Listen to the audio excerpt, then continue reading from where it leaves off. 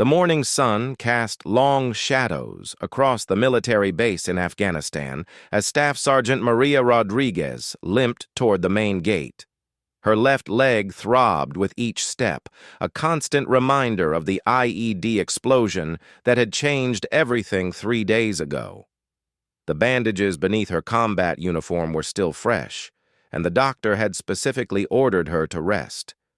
But Maria couldn't sit still, not when her unit was preparing for another mission without her.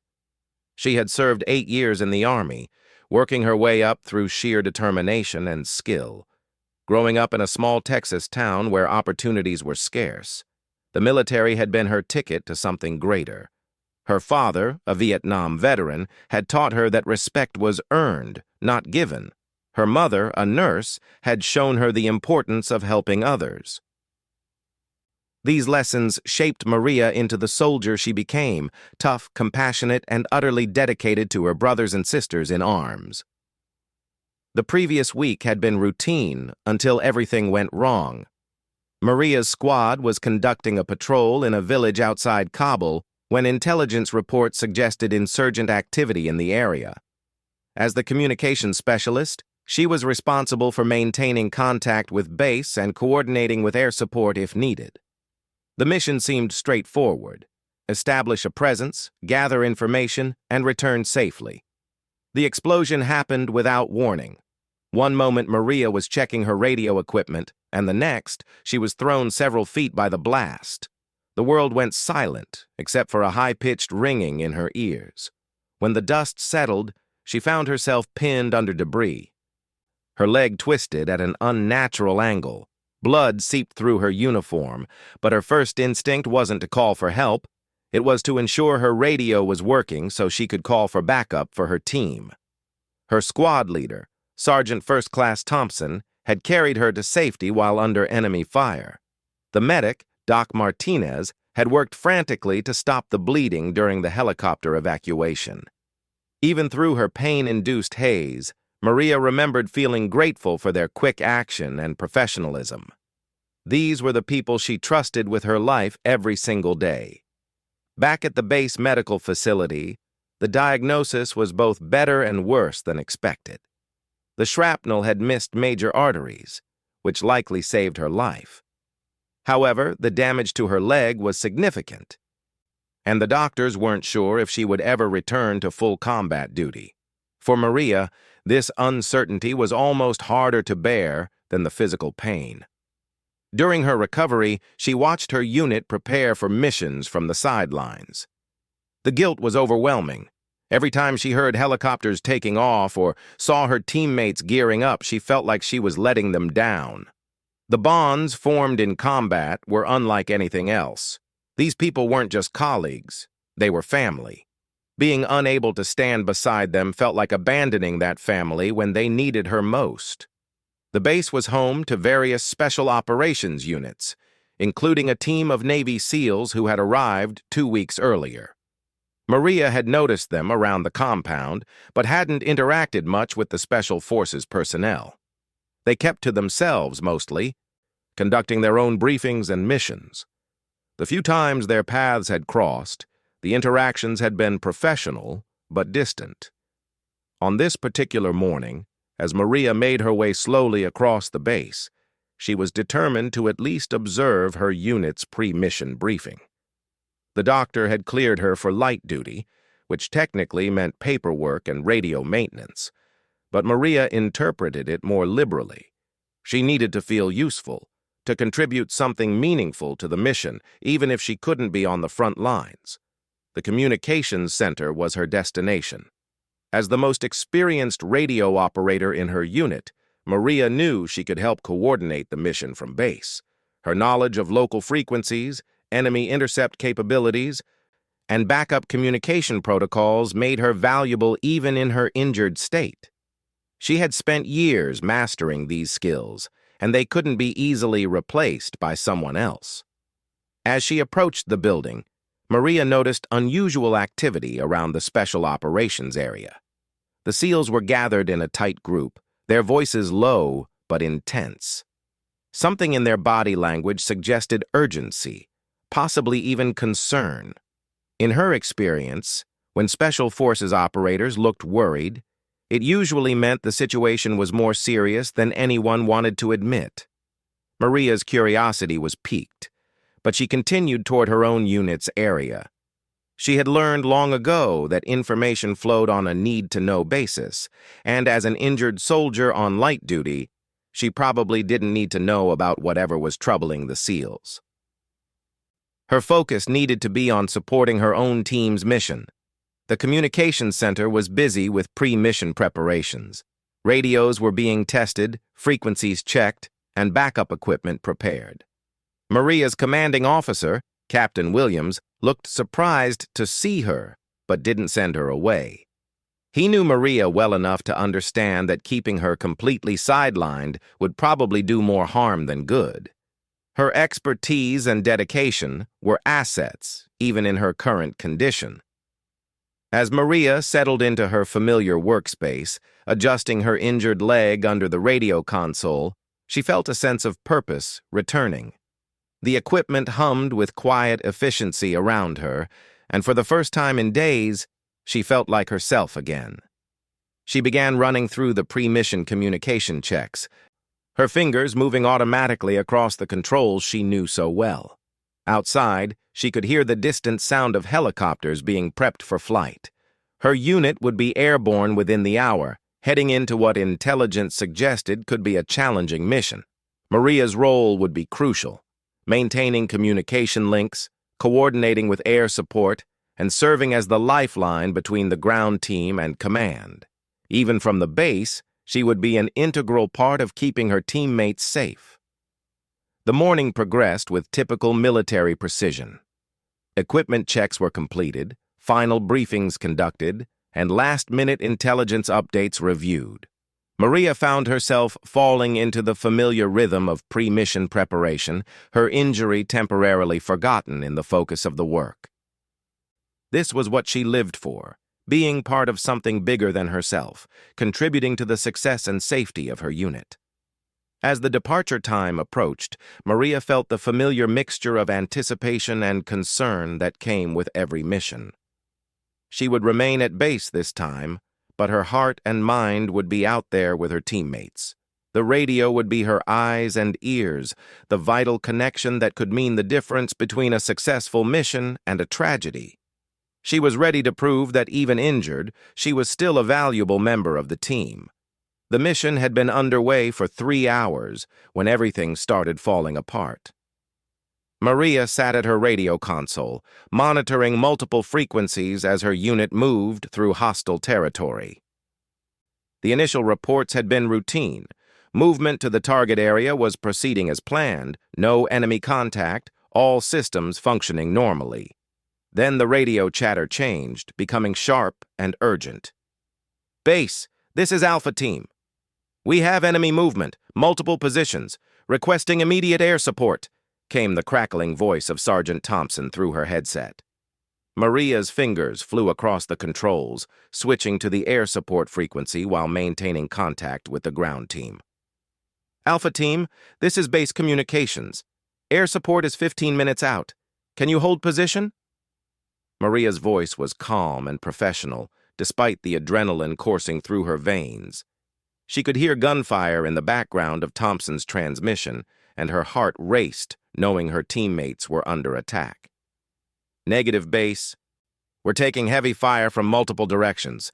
Need to move to secondary extraction point," Thompson responded, his voice strained.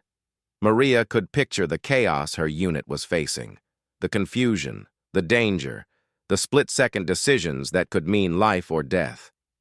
Maria immediately began coordinating the complex dance of military communication. She contacted the helicopter pilots, updating them on the new extraction coordinates. She reached out to nearby friendly forces to see if additional support was available. She monitored intelligence frequencies for any new information about enemy strength or movement, all while maintaining constant contact with Alpha Team as they fought their way to safety. The stress of the situation was enormous, but Maria felt completely in her element. This was why she had trained for thousands of hours on radio procedures. This was why she had studied enemy tactics and communication intercept capabilities. Her injured leg was forgotten as she focused entirely on being the lifeline her unit needed. As the crisis unfolded, Maria became aware of increased activity in the special operations area of the base. The SEAL team that had been gathered in urgent discussion earlier was now in full preparation mode. Their equipment was being loaded, weapons checked, and vehicles prepared. Whatever mission they had been planning seemed to have taken on new urgency. Base. Alpha team is pinned down. We have wounded and are running low on ammunition, came Thompson's voice, now clearly desperate. The background noise had intensified, more gunfire, explosions, and the unmistakable sound of a firefight that was not going well for the American forces. Maria's mind raced through options. The air support was still 10 minutes away, too long for a unit under heavy attack. Nearby ground forces were already committed to other operations. The situation looked increasingly dire, and she felt helpless sitting at her console while her friends and teammates fought for their lives. Then she heard a new voice on her headset, not from Alpha Team, but from the SEAL unit. Base communications, this is Neptune Team requesting immediate patch to Alpha Team frequency. The voice was authoritative, confident, and completely unfamiliar to Maria. Neptune Team, this is Base Communications. State your authorization, Maria responded professionally, though her confusion was evident. SEALs operated on different command structures and rarely interfaced directly with regular Army units during ongoing operations. Base, we have authorization to provide emergency support to Alpha Team. Patch us through immediately, came the reply. There was no time to verify through normal channels, and Maria could hear the urgency in both the SEAL's voice and the increasingly desperate situation facing her unit.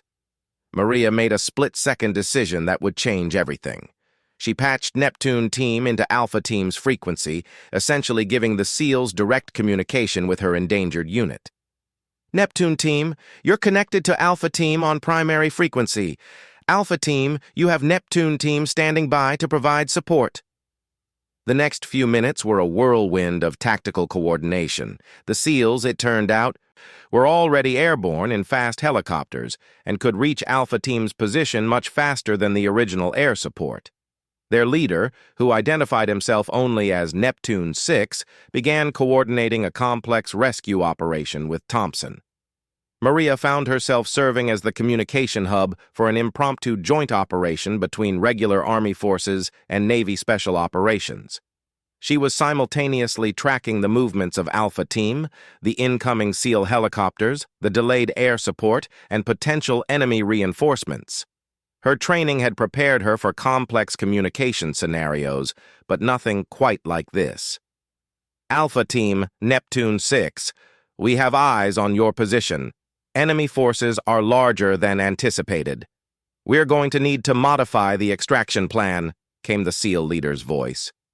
Maria could hear the professional assessment in his tone. The situation was bad, but not hopeless. The rescue operation unfolded like a carefully choreographed dance of military precision. The SEALs fast roped into a position that flanked the enemy forces attacking Alpha Team. Their superior training and equipment immediately began to turn the tide of the battle. Maria coordinated fire support, medical evacuation, and reinforcements as the joint operation progressed. Through it all, she remained completely focused on her role as the communication nerve center. Every transmission had to be clear, every coordinate accurate, every timing element perfect. Lives depended on her ability to maintain multiple conversations while keeping track of rapidly changing tactical situations. As the firefight reached its climax, Maria heard something that made her blood run cold. Base Neptune 6, we have casualties. Need immediate medical evacuation for both Alpha and Neptune teams. The professional calm in the SEAL leader's voice couldn't hide the seriousness of the situation.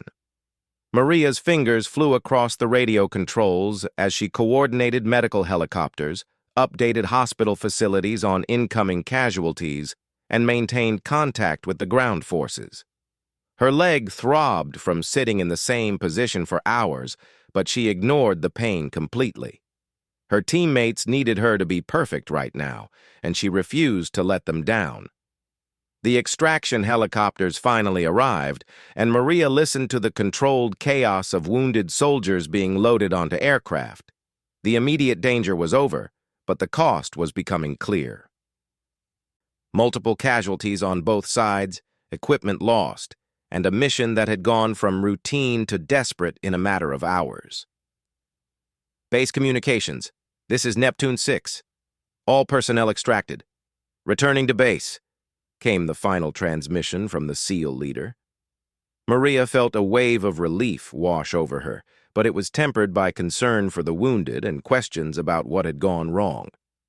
As the helicopters approached the base, Maria began coordinating the medical response.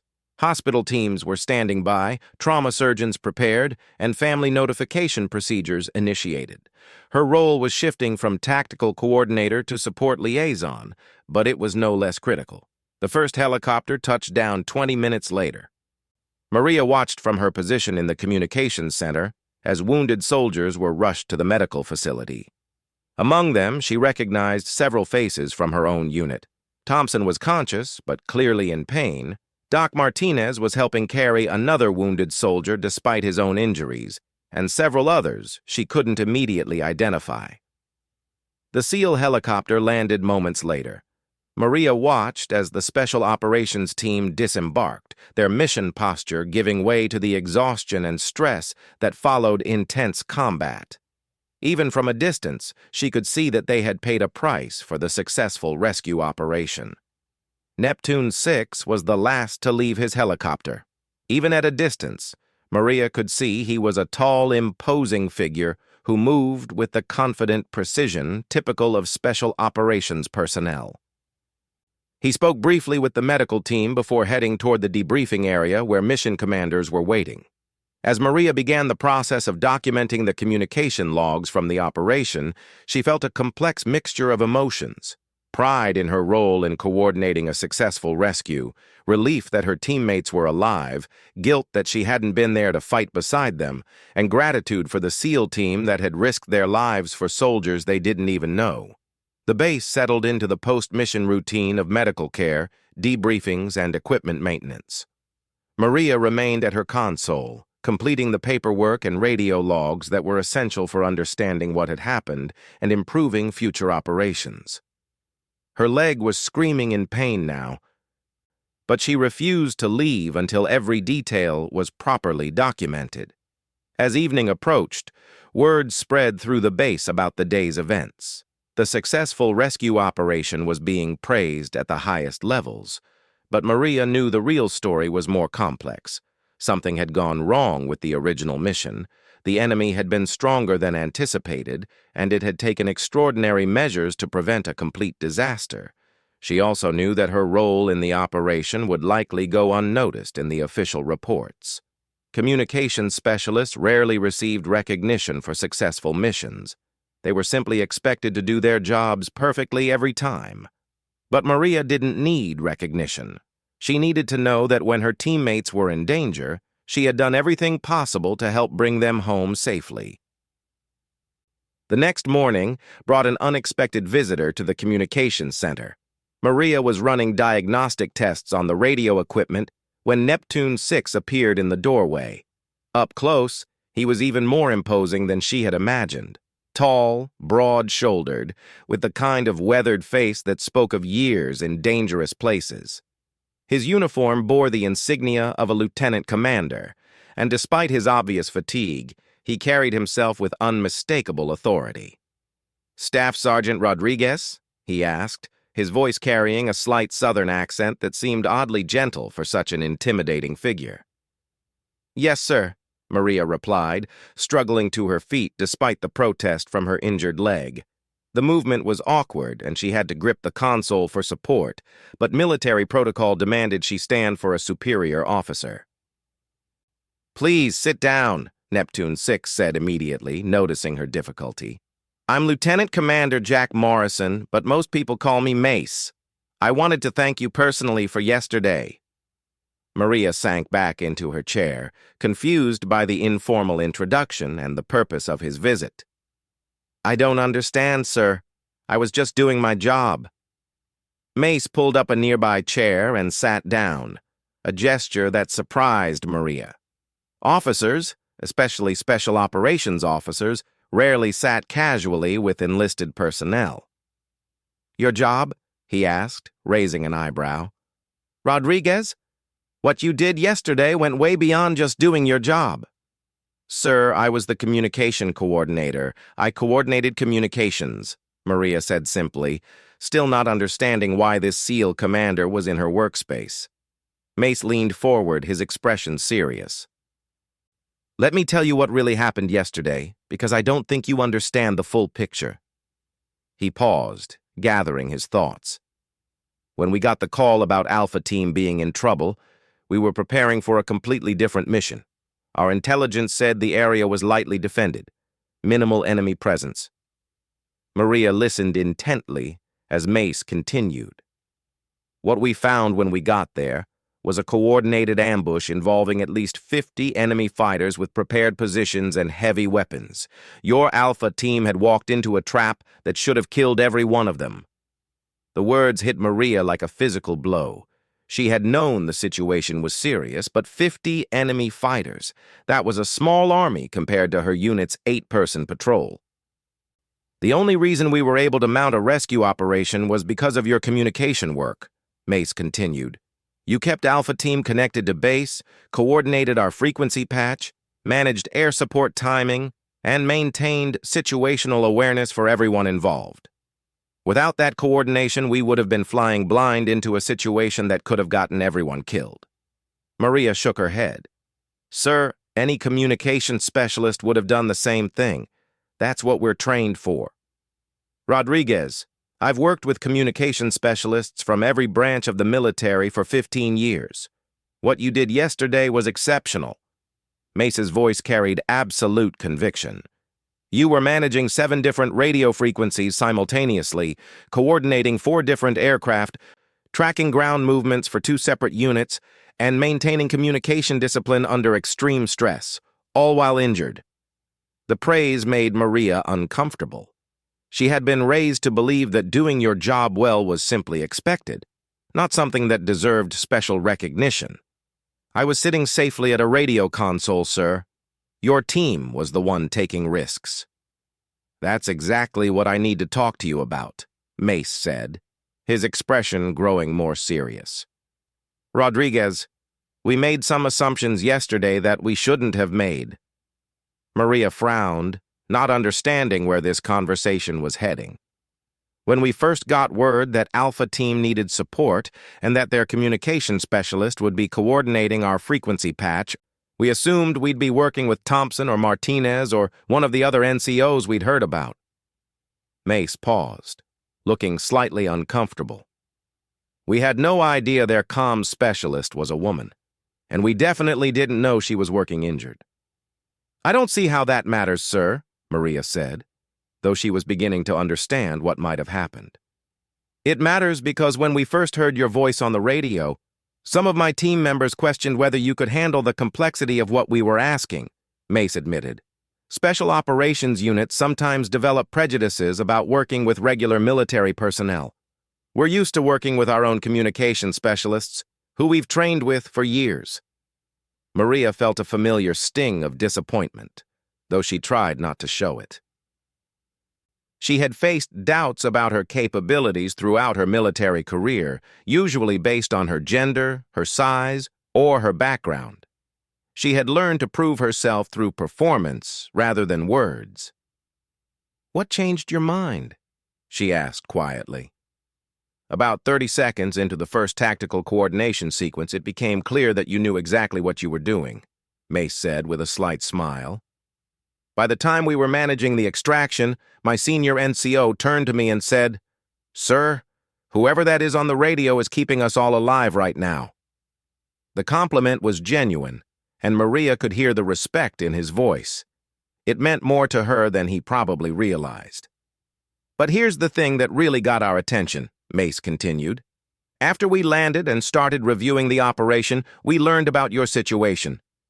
You were supposed to be on light duty, recovering from injuries that could have ended your career.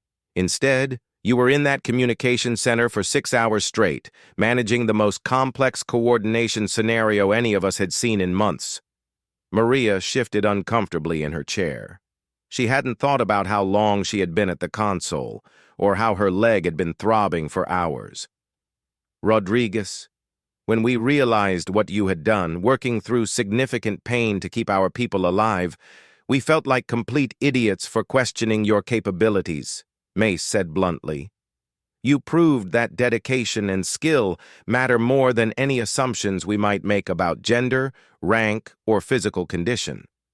The apology was unexpected and deeply meaningful to Maria. She had faced skepticism before, but rarely had anyone acknowledged it so directly or apologized for their prejudices. There's something else, Mace said, reaching into his uniform pocket. Yesterday's operation is being reviewed at very high levels. The successful rescue of Alpha Team, despite overwhelming enemy forces, is being studied as an example of exceptional joint coordination between regular and special operations forces. He handed Maria an official document. You're being recommended for the Bronze Star Medal for exceptional merit in a combat support role. The recommendation specifically cites your communication coordination under combat stress as being directly responsible for saving the lives of 15 American servicemen. Maria stared at the document, unable to believe what she was reading. The Bronze Star was a significant military decoration, rarely awarded to support personnel. She had never imagined that her radio work could be considered worthy of such recognition. Sir, I don't think I deserve this, she said quietly. I was just doing what any good communication specialist would do. Rodriguez, that's exactly the attitude that makes you deserve it, Mace replied. You don't do exceptional work for recognition. You do it because lives depend on it, and because it's the right thing to do. He stood up, preparing to leave, then turned back to her. There's one more thing. My team has been asked to provide input on communication procedures for future joint operations. We've specifically requested that you be involved in developing those procedures. Maria looked up in surprise. Sir, I'm just a staff sergeant. Shouldn't officers be handling policy development? Rodriguez, rank doesn't determine expertise, Mace said firmly. You demonstrated yesterday that you understand joint communication coordination better than most officers I've worked with. We want that expertise involved in making sure future operations run as smoothly as yesterday's did. After Mace left, Maria sat alone in the communications center, holding the Bronze Star recommendation and trying to process what had just happened. For 8 years, she had worked to prove herself in a military environment that didn't always make room for people like her. She had faced skepticism, overcome obstacles, and pushed through challenges that would have defeated many others. Yesterday's operation had been the culmination of all that training and experience. When her teammates needed her most, she had been ready. When special operations personnel questioned her abilities, she had proven them wrong through performance rather than argument. When her own injuries could have sidelined her, she had pushed through the pain to do what needed to be done. The Bronze Star recommendation would go into her permanent record, but more important to Maria was the knowledge that she had lived up to her own standards. Her father had taught her that respect was earned, and she had earned the respect of some of the most elite soldiers in the American military. Her mother had taught her the importance of helping others, and she had helped save the lives of 15 of her fellow servicemen. As Maria began her regular equipment maintenance routine, she reflected on the lessons of the past few days. She had learned that assumptions about capability based on gender or physical condition were often wrong. She had learned that exceptional performance could overcome initial prejudices. Most importantly, she had learned that when the moment of truth arrived, all the training and dedication would either prove sufficient or it wouldn't. And in her case, it had been enough. The radio equipment hummed quietly around her as she worked. The same equipment that had been her lifeline to Alpha Team during their desperate fight for survival. Tomorrow there would be other missions, other challenges, other opportunities to prove that dedication and skill mattered more than appearances or assumptions. Maria's leg still hurt, and her recovery would take several more weeks. But she now knew with absolute certainty that when she returned to full duty, she would be ready for whatever challenges awaited. The events of yesterday had proven to herself and others that she belonged exactly where she was, serving alongside the finest soldiers in the world, doing whatever it took to bring them all home safely. The Bronze Star would be a nice addition to her uniform, but the respect of her peers and the knowledge that she had performed when it mattered most were rewards that no medal could adequately represent. Staff Sergeant Maria Rodriguez had proven that a hurt woman soldier could be exactly what her teammates needed when everything was on the line.